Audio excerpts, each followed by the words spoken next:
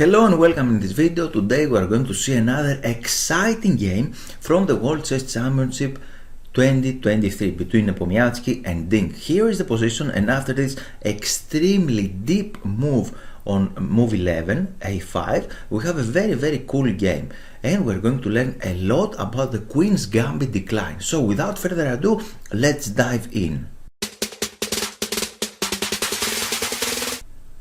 At this point, Nepo lead to the match by 1 point, and he started the game with move d4. He had the white pieces, and already I don't like his move actually. He lead in the match, and maybe he would like to play something solid, and for that reason he chose d4. But actually after the move e4, and if we just follow the first game that we played, we analyze it very deeply actually. We have this Spanish opening, and here of course you can just capture there, so everything is very solid, right? Or even against the Sicilian defense we have a lot of solid systems, for example the Rosolimo or many other systems. In any case, let's focus here actually. The first thing is that he's an e4 player, so he played something slightly that he don't understand it 100% as like e4. Of course he's one of the best players in the world and he know what he is doing. Then actually now he played this move, very nice move order, because this is the best move order that he can do, because he has more options and he would like to see what Nepo had prepared here. And another cool thing is, and here I should say that Ding is back, because Ding solved his psychological problems about this stress actually when he go out on the scene, so he feel more comfortable right now and he can perform what he deserves actually. And after this move, knight f6, we have c4, he played d6, very nice way actually, and now he is waiting what Nepo will choose.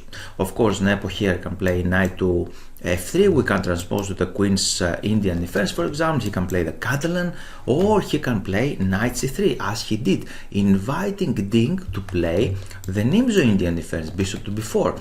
It's not the most sharp opening of all actually, but it has some sharpness, this one. And Ding get a very important information here, that Nepo prepared something, and maybe later his analytical team, his seconds, can analyze something specifically for this opening. But during that game he played the very solid Queen's Gambit, and now we are on Queen's Gambit territory.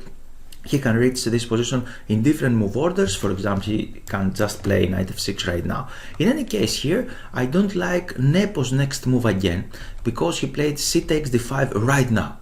I think bishop g4 was better way, because he can wait black to do something right now. Probably black can play something like this, and then he can develop his queen, for example. It's not necessary to capture right now, right here. This is what I'm saying. He has more options again, but he does just capture there. And now we have the Karlsberg-Karpov structure.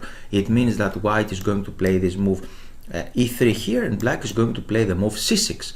And this is a very old pawn structure actually. White's idea is to perform the minority queenside pawn break here with these pawns. We're going to explain it a little later. Or we can reach this very popular structure in many other openings. For example, it is the reverse Caro-Can here, the exchange variation of the Caro-Can. We can reach the very similar position. In any case, we have this one right now, overprotecting the center, and now the first fight starts, because after move c6, black is threatening to develop his bishop here on f5, and if he just put this bishop there solidly, then it will be a big achievement now for black, because this bishop will be very active. And one of the systems what I know is queen c2, because now black cannot really develop his bishop on f5, first fight. But he played the move e3, another very logical move. And in this Queen's Gambit we have a lot of different variations, a lot of different moves, but there is no need to know the specific theory. It's very important to understand the positions, how to play good here. And now bishop f5 is one of the systems, didn't happen during the game, the sword system. In chess and in life, you are giving something and you are taking something. Here black takes this very important diagonal, put the bishop there, but he has to give something. And he is giving his pawn structure, the quality, his pawn structure. For example, the bishop is under attack, and after this white can take here, and now he just damages the pawns on the queen side. Black is not losing, obviously. This is a very playable system, but black gives something in return.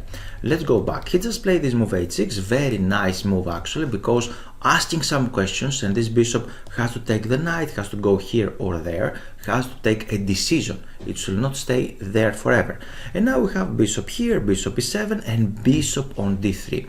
Okay, white put his pieces naturally in the center of the board right now, and he won this diagonal.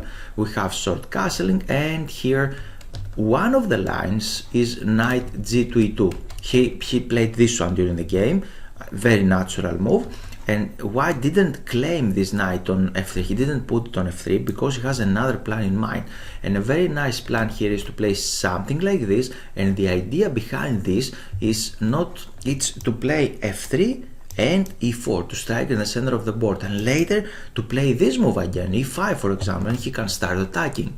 Here I'm going to tell you a secret and why Queen's Gambit is so nice opening. Because in Queen's Gambit, white can choose. He can play a solid opening, or he can play very aggressive opening. He can play very aggressively or very solidly. It's something between this. White can choose actually. We don't have this opportunity in many systems. For example, I know that many people is going to play the England Gambit. He can sacrifice a pawn and he starts attacking. But after this, you bring all the bridges. You cannot go back. You cannot play solid chess. You just go for the attack, and either you're going to win or lose. There is no intermediate path actually. You cannot play solid chess. It's something like you are rolling the dice and the luckiest guy is going to win, right? But this is not happening in the Queen's Gambit because you can select. And here another idea behind this pawn structure actually is we can play something like this, knight f3, castling queen c2, and after that we can put the rook here and we can reveal our plan. The plan is to play b4, a4 and a5, not that one, but a5, and try to exchange some pawns here on c6. So this pawn on c6, after the exchanges, will be alone there, and white will have the opportunity to press that pawn. This is one of the main white's plans. And now we have queen c2 here, and he played this one, queen c2, because after knight g e2, the move order is very important. Now black has an opportunity to claim the equality or to go for the equality, and the very nice move is knight e4. Right now we have little tactics, small tactics. The knight is here, he would like to exchange some pieces, and he is attacking the bishop. It looked like that white can take this one, and after this he can recapture with a knight, winning a pawn. However, he cannot do it because his bishop is under attack here on h4. So he has to take first of all the bishop, but now the queen is replacing the bishop, and he is protecting the knight. And white cannot really capture there, he cannot win a pawn, let's say. So the game is approximately equal. For that reason, it explains Nepomniachtchi's next move, queen to c2. He is fighting for that square.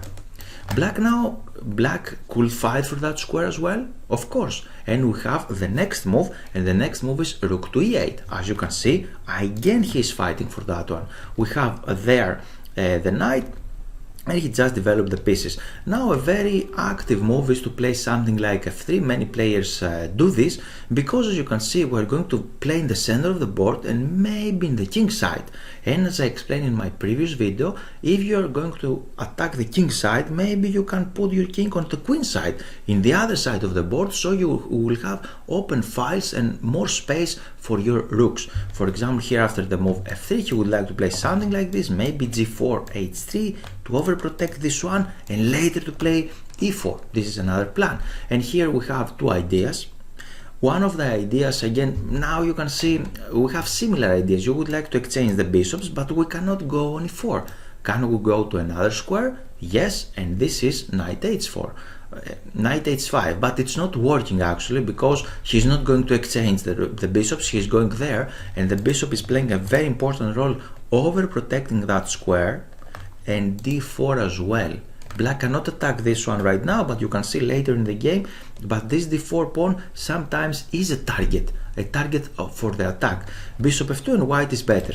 And for that reason, here players after the move f3 start playing, how can I continue the game? How can I play a game? Because he's going to crush me. He's going to play this one and maybe this, and I'm going to lose. Strategically, I'm going to lose. For that reason, they came with the idea of b5. Very nice aggressive idea, fighting for this move e4. And white here cannot play e4. This is a wrong move. Obviously, he has to play something else like a3 or something else. And after this move, we can play here. He has to move the knight away, and now we can take. He can take, and now we can take there.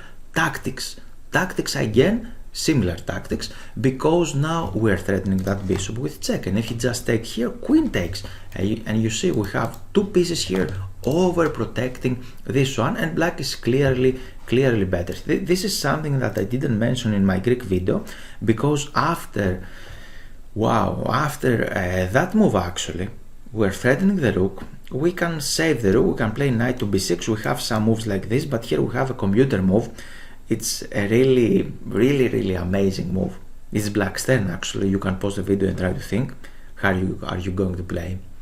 And we have this, we have many moves, even this one, but the stunning move is this, knight f2, out of nowhere. What is this happening? And you can see Queen's Gambit decline sometimes could be very tactical opening. And right now we're threatening check, and then we can take the knight, and we're threatening the rook as well. And if you just take this one, we have queen e3. He has to play something like this, let's say. We can take there. We're threatening this, so he don't have time to take our rook. He has to play something like this. And now rook e6, for example, attacking the queen. Invite here to capture this one as well, because we have this knight here attacking the king, and everything could over right now. Very entertaining line, this one.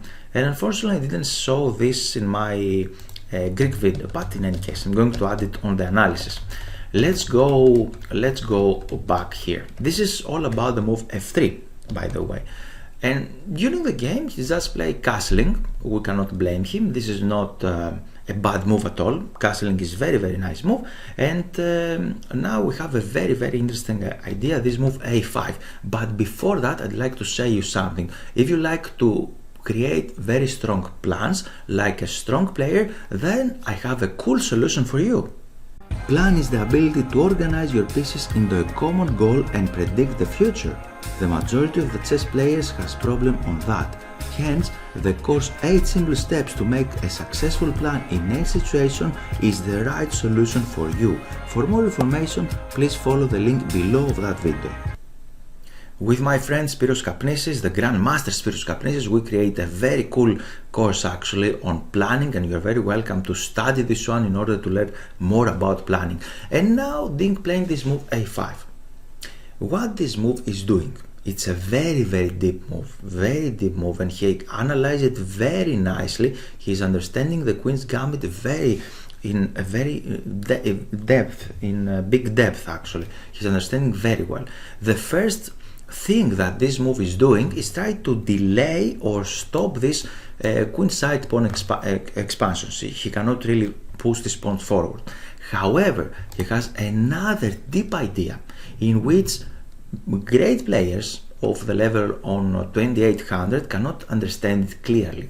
And this is the modern chess actually. We have some guidelines with humans can guideline the computers in order to find some amazing moves like this one a5. And here another idea is to stop, believe it or not, stop this e4 advancement, the white's plan. It's a very nice prophylactic move, this move a5. And here, for example, if he plays this one, it didn't happen during the game. He played a3 because after this one we have a very exciting game here. Again, very nice tactics. After b4, for example, he can play right now here because after this move b4, the knight can go there on a4. and you can see we can take, he can take, and if we just do the same tactic, he can take there, and now the game is a little different. Now he can take here because the king is in a safe place. Actually, we don't have the same tactic, knight f2, and the game is completely unclear here. The best player will win. Another scenario is not to take on e4 but to play c5. Very aggressive again because we are threatening that pawn on d4 right now. And very interesting game this one. Obviously Ding analyzing, and maybe we can see analysis in their future games. Maybe they can play this line in future games. But right now he played this move a3, and after this one he is trying to exchange the pieces. We have this, and maybe it's a very nice move because knight e4 is playable. However, he don't like to change the structure. And this is another cool move because he's keeping the knights on the board. Very smart move this one. We have the exchanges, and now rook there. The white's plan is 100% clear, right? He's not going to attack on the king side, but he's going to play f3 and e5. So we need to do something about this. And if you just play something like that right now, b5, it's an inaccuracy because this pawn is weak. Queen's Gambit decline, as you can see.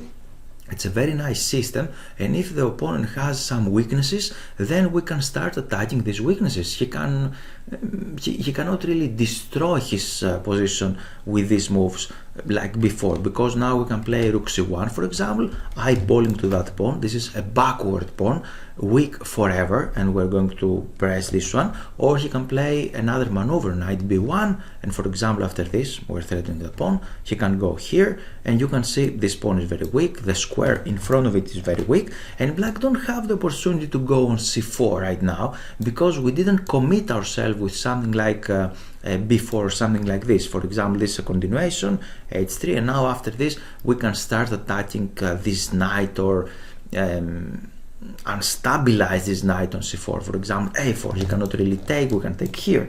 You see, we're trying to kick this knight away, and we have not this one obviously, but we have the opportunity to kick the knight away with b3 if this is necessary, and we're going to forgo our central attack because we have something juicier here, the pawn c6.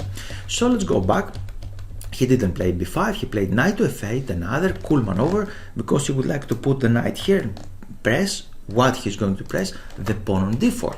And now we have this move, and after knight f6, here I saw the game in live commentary, and one of the commentators on Chess.com was Anis Giri. Ding himself played a game against Anis Giri on 2022, and Giri said, oh my god, he's remembering my game and he's going to play the same line. But this is not a good line, because Giri, during the game, he understood that this move a5 is very, very strong and he cannot do the same things.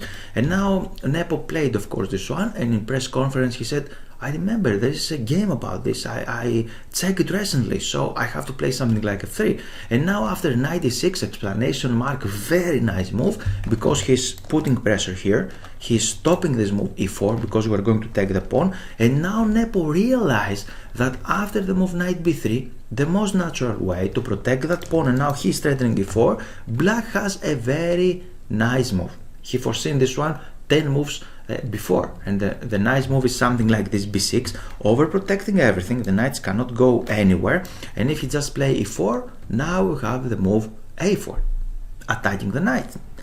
He don't have any counter blows like taking or e5, because you are going to take and threatening the queen instantly, so he has to go back with this one, and he's losing the pawn, and he is going to lose the game. This is all about this fantastic move a4. And during the game, he realized that he cannot play it. Giri realized this himself, and for that reason he played queen to f2 now. He's trying to adjust a little bit his position to overprotect this one. And again, Ding played this fantastic move c5, attacking the center, and he has fantastic counterplay, and he was little better again, or it was a very fighting game. But Nepo realized that he cannot do this one, and now he played this. And yeah, you can see again the same thing that happened as in game 2. He tried to find a plan. Now he played knight c1, and after a few moves later he just retreated the knight there because he understood his plan was wrong. And the level of the game is very, very high, as you can see. He's trying to play defensive chess right now, and he has huge problems because after the move c5, The game is approximately equal, but black has the positive side of the equality. He has the initiative, he has the opportunity to play better moves here. After c5, he's starting in the center of the board. Now he has some options. He just played this one. He has some options. For example, he can play queen d2, or he can play another computer move, knight to f4. I'm sure that Ding has analysis on this as well, and maybe we're going to see another cool game. I'm going to analyze it if we found their game here. And obviously now black should not capture here. White is instantly attacking that pawn, giving one pawn in order to capture the other one. And after this, you see this is not a good way for black to play, because this pawn is under attack. We cannot attack this pawn on f4. Our pieces are in the same line here. He is going to attack us. We are behind in development, so it's not good to capture their knight. And during the game he played here, we have a rook there. They are following the game, almost following the game, because we have queen on f2, Giri Ding, and now he captured, queen recaptures here, and white has a very big problem. The very big problem is that this pawn is not on f2, it's on f3, and because of this little move, this pawn on e3 is a weak pawn, and black is threatening that pawn actually. So we have the classical queen's isolated pawn in the center of the board, but white cannot really press this pawn because he has weaknesses as well, the pawn on e3. So his position is not stable. When we play the queen's gambit decline, we would like to get solid position. And right now what to do? Maybe he can play something like this. For example, he played this one. And of course, look at that. This is another very important moment. Ding here realized that his position is slightly better. And as he stated this in the press conference, he's hoping for more. He's not hoping for equality here. For example, he can play d4, eliminate that pawns, and after the exchanges, we can create massive exchanges here, exchanging all of the pieces, and the game is approximately equal here because he cannot go inside here. The knight is there. If he go there, this is not great actually. Black has some counter-attacking something like this one. Put the bishop here. Maybe the knight can land on f4. With the rook on d2, he can create some problems there. So black has counterplay, and the material reduced a lot. It will be a nice way to equalize the game, but obviously Ding didn't play the move d4. He's hoping for more, and he played bishop to d7.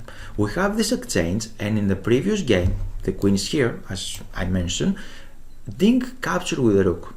However, in this game, and we can see the analysis, how deeply the analysis could go, here Ding recaptured with the knight, a fantastic move, a fantastic maneuver, because this knight has a bright future. The knight should go on b6, and after this in the very juicy square on c4, because the knight from c4 is threatening that weakness, and he has some tactics. He can take on b2 or on a3. So black here starts claiming the advantage, right? Obviously white can take this pawn on d5, but now we have this one, exchanges. He can go there, the queen is attacking that pawn on b7, but knight d to c5. Everything is protecting, the knight is protecting the knight, we're threatening the queen, and we can bring our rooks faster in the game. But we cannot say the same about this rook. You see, white's pieces are slightly misplaced. White is not winning, black is not winning by force here, but definitely he has a better position and opportunities to go to do something, to claim a big advantage. For example, if the queen goes away, then we have something like this and a check there, and something like there, discovered check and smothered checkmates and things like this. We have a lot of ideas here, so black is definitely better. So for that reason here, after this amazing move, knight takes d7, exclamation mark, here of course it was in Ding's preparation, and after knight d4, here Nepo tried to play defensive game to defend himself. So we have knight to b6, and again an opportunity is to take on e6, try to change the structure again, but this change of the structure will be in black's favor for sure, because his strength, his pawn on d5, white cannot really attack that pawn, but the weaknesses remain. The c4 square is weak as well, so he should not do something like this. And now he played something like this, knight c4, queen here, because the queen was under attack. And I think around here the preparation of Ding is over, right? Because what he did, knight takes d7 was preparation. He just analyzed this before his game, after the game from Giri. And this is now maybe the first move of the game, or he just knew this one and he played this move, and now he's thinking by himself probably. We can claim that this is the first move of the game. He played the first move right now, around here. He played his first move actually, and he started thinking. And right now we have some tactical threats. What he is threatening? To take on b2, because the knight on c3 is not stable. For example, if we play a very natural looking move like this one, try to protect the pawn, overprotecting everything and put the piece in the center of the board. Strategy is good, but we cannot use strategy without tactics. And here we have tactics. Black can capture there. Of course queen can retake, but we can take the knight.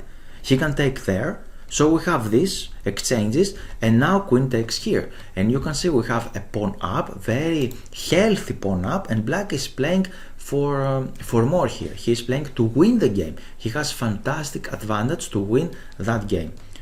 So let's go back. It didn't happen during the game. He understood that this knight is very, very problematic, and for that reason he has to play this ugly move to put the knight on the rim. The knight on the rim is dim. It's very bad to have this knight in the edge of the board, but he's attacking the queen and he don't have the same tactical problems. And now maybe it's the second move in the game. He just played queen e7, the normal. He just played his second move, let's say, because all the previous moves was his preparation. And now rook here, and okay, already in move number 3, Dink went slightly wrong. We can say he has some options here. I can understand the situation because they feel the tension actually. He lost the previous game, and if he over push in that game as well, maybe he's going to lose that game as well. You should not take extremely huge risks. And during the game he played queen f6, and after this move now he is threatening to go back with the knight. Everything is solidly protected and he would like to attack that pawn. So Dink don't have a lot of ideas now to continue the game. He just played this one, and players repeated the position and they ended in a draw here. However, he has this move queen e8, very nice tricky move, because we're threatening this abandoned knight in the queen side. The knight is under attack, and after this one we have tactics again. Can you see the tactics? Of course, knight takes here, and of course you cannot take this one because you can take the rook, and now we have huge advantage. Not small, huge advantage. This is weak. We can play something like this to attack this one, or we are threatening this one immediately, and we have huge advantage here. And another situation, obviously he should not take the knight. He has to play something like this one, knight to f5, try to create some tactics here and there. The position is approximately equal. He has rook c5, for example. It's tense. The position has a lot of tension here, but the best player will win. Another way to continue the game. Black is not winning, black is pressing here. So let's go back. Another situation, another continuation should be something like this. And after this, queen f6, and again black has some pressure. Really exciting game. We learn a lot about the queen's Gambit decline, and I really like this very deep understanding of the position after the move a4. Very nice move. And even Giri, neither Giri nor the Nepo understood exactly why he played this very strong move a4. I hope you liked this video, and I'm going to see you in the next one. Plan is the ability to organize your pieces into a common goal and predict the future. The majority of the chess players has problem on that. Hence, the course 8 simple steps to make a successful plan in any situation is the right solution for you. For more information, please follow the link below of that video. Thanks for your time, and I hope you enjoyed the video. Here it's time for action. This is the initial page of my website, and here you can click Give me access to get access to free lessons. You can read this page, and if you scroll down, here you can add your name and your email. After that, you're going to take a free lesson how to avoid chess blunders. So, time for action is now, and you're very welcome to join my mail list.